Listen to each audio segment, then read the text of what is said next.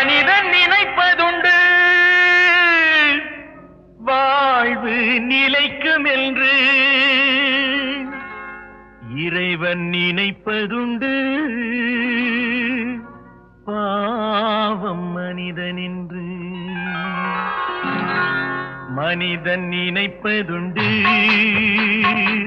வாழ்வு நிலைக்கும் என்று, மனிதன் நினைப்பதுண்டு வாழ்வு நிலைக்கும் என்று,